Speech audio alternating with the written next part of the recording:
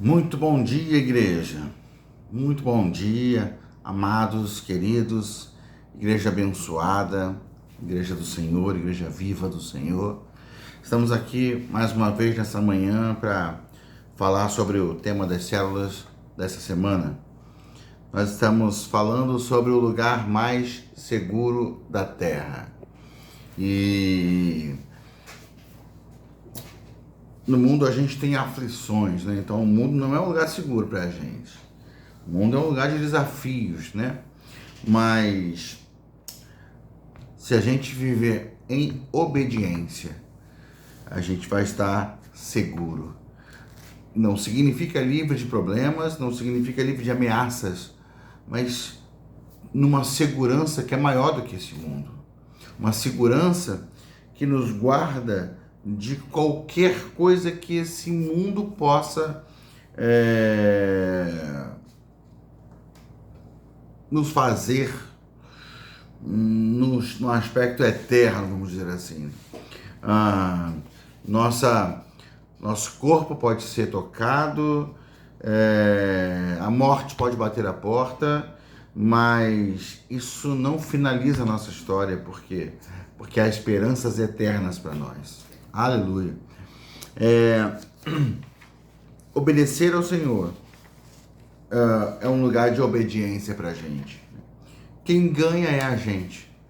O grande beneficiado de obedecer, né? O grande beneficiado de quando se obedece é o obediente, porque ele é coberto, ele é guardado, ele vê os frutos da sua obediência se manifestando de muitas formas na sua vida. Mas não pode ser uma obediência militar apenas, né? Uma obediência obrigada.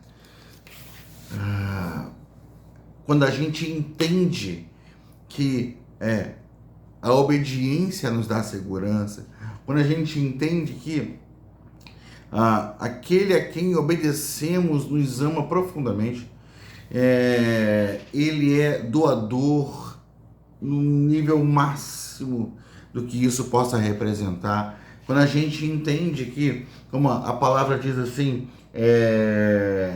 se Deus é por nós, quem será contra nós? Aquele que não poupou o seu único filho, como não nos dará com ele todas as coisas? E de graça, né? Então, esse amor nos inspira, esse amor nos atrai, esse amor nos agasalha, esse amor nos encoraja, né? E aí a gente paga amor com amor, né? Então, Jesus diz, olha, aquele que me obedece é quem me ama. Eu não vou apenas mandar vocês me obedecerem sob pena de algum problema. Não vou apenas mandar vocês me obedecerem. Aquele que me ama, me obedecerá. Aquele que me ama, me obedecerá. Então, entramos no estudo dessa semana, que é a segurança no Consolador. Olha, Jesus disse, aquele que me ama vai me obedecer. E meu Pai também vai amá-lo, e eu e meu Pai juntos viremos fazer morada nele. E isso aconteceu, né? Os discípulos permaneceram em obediência. Lá no Pentecostes, o Espírito Santo foi derramado, e a partir de então o Espírito passou a fazer morada nos discípulos. E em todos que se tornaram discípulos depois, se tornaram também moradas do Espírito Santo, né? O tema do estudo dessa semana é a segurança no Consolador. O texto de João 14, 15 a 17 diz assim: se vocês me amam, guardarão os meus mandamentos. E eu pedirei ao Pai, e ele lhes dará outro Consolador, a fim de que esteja com vocês para sempre. E é o Espírito da verdade que o mundo não pode receber, porque não o vê nem o conhece. Vocês o conhecem, porque ele habita com vocês e estará em vocês. Essas últimas palavras de Jesus, os últimos capítulos, né, de João, capítulo 13, 14, 15, 16, esses capítulos, eles são as últimas palavras de Jesus, e Jesus vai desafiando os seus discípulos de muitas formas, e vai preparando os seus discípulos para a partida. Então, isso estava deixando os seus discípulos em angústia, porque toda a esperança deles estava em que Jesus efetivamente fosse o esperado, o Messias, né? E de repente Jesus começa a jogar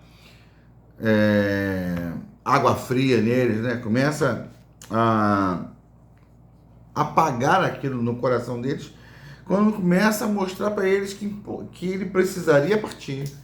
E não de um jeito agradável, né? Ele precisaria morrer, ressuscitar. A parte do ressuscitar eles deletaram, mas a parte dele morrer estava, sabe, incomodando, estava angustiando os discípulos. Aquela conversa não tinha sentido para eles, não tinha propósito para eles.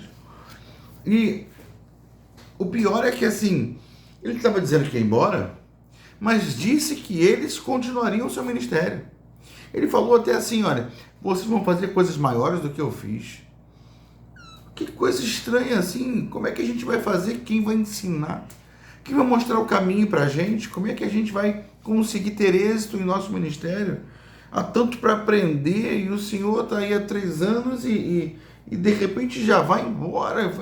Foi por quê? Como? Qual é o sentido disso? E os discípulos estavam angustiados, mas aí ele diz, olha, se vocês me amam, vocês vão me obedecer. Vocês vão guardar os meus mandamentos.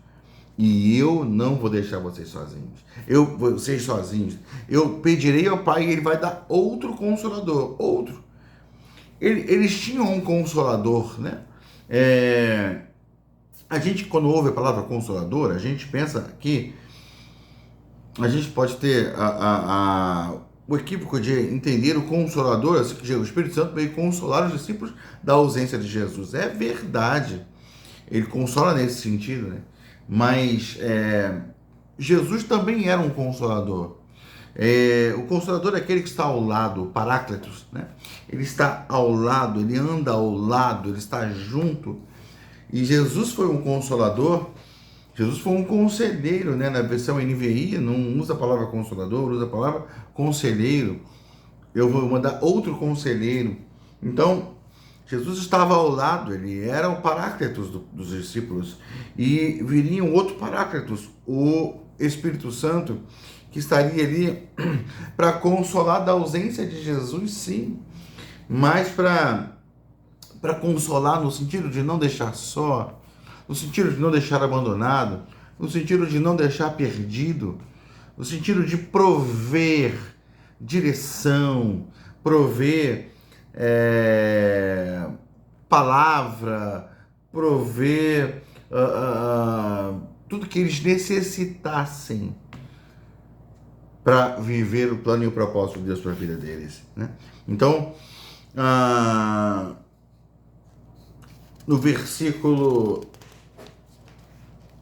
no capítulo 16, versículo 13, de 13 a 15 diz: porém, quando vier o Espírito da verdade, ele os guiará em toda a verdade. Ele não falará por si mesmo, mas dirá tudo o que ouvir e anunciará a vocês as coisas que estão para acontecer. Ele me glorificará, porque vai receber do que é meu e anunciará isso a vocês. Tudo que o Pai tem é meu. Por isso eu disse que o Espírito vai receber do que é meu e anunciar isso a vocês. Então, o Espírito vai vir e vai falar para vocês toda a verdade. Ele não vai se ocupar de outra coisa senão de falar de mim, de ensinar a meu respeito. Vocês vão continuar entendendo tudo que são, tudo que precisam fazer, porque o Espírito vai se encarregar de fazer isso com vocês. Voltando ao outro texto do João 14, ele fala assim: o mundo não pode receber o Espírito, porque não o vê e não o conhece. Vocês o conhecem porque ele habita em vocês. Vocês podem vê-lo. O mundo não pode ver. O mundo não reconhece a ação do Espírito de Deus, mas vocês o conhecem. Vocês o receberão. Ele estará em vocês. Ele guiará vocês. Que segurança poderosa é essa?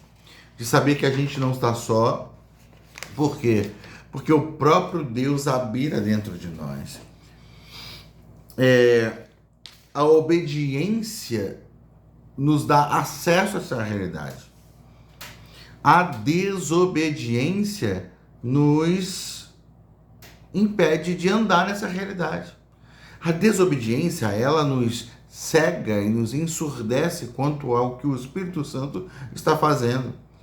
Com a desobediência, a gente não dá voz nem vez para ele. Em 1 Tessalonicenses 5,19, Paulo diz assim: não apagueis o Espírito Santo. Em outra versão fala: não extingais, né?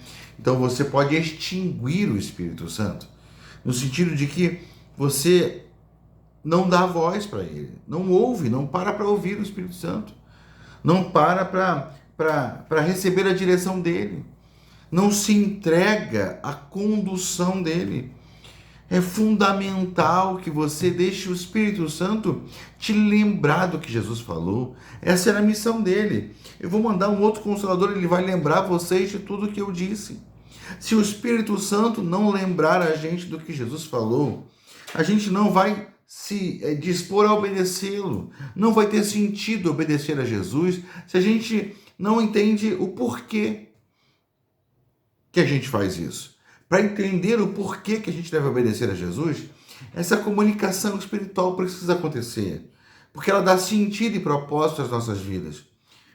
Você não nasceu para ser mais um habitante do planeta Terra. Você não nasceu de novo, principalmente, para ser mais um morador do Rio de Janeiro, do Brasil. Não. Você nasceu para ser um discípulo de Jesus Cristo. Você foi regenerado em Cristo Jesus para ser semelhante a Ele, para cumprir o seu propósito, para pregar a sua palavra, para anunciar o seu reino, para viver no poder e na autoridade do reino de Deus. Você nasceu para isso. O Espírito Santo tem a função, ou tem o ministério de te lembrar disso. Tem o ministério de avivar as palavras de Cristo Jesus a seu respeito. Ele tem o ministério de aquecer o seu coração, para que haja ardor e zelo pela palavra de Deus, pela vontade de Deus, para que haja zelo em obedecer a Deus. O Espírito Santo, ele tem essa missão. E se nós não o ouvirmos, não vamos obedecer a Deus. Se não obedecermos a Deus, nós acabamos por calá-lo definitivamente. Ele está dentro de nós, mas não tem voz e não tem vez. Que Deus desperte o nosso coração, que Deus desperte o seu coração. Sua vida sem a condução do Espírito Santo, ela não glorifica a Deus. Sua vida sem o discernimento do Espírito Santo, ela não se baseia na obediência à palavra, na obediência à verdade. Se a gente não dá ouvidos ao Espírito Santo, a gente anda e vive como aquele que não pode recebê-lo. Igual o mundo. Aqueles que não podem recebê-lo porque não veem e não o conhecem. Se nós não dermos ouvido a ele, seremos como esses, exatamente iguais a isso. Vamos repetir a prática de vida desses que não o veem nem o conhecem. Ele foi dado a nós. É um presente preciosíssimo, o melhor que já existiu. A oportunidade de ter a habitação de Deus plenamente em nós.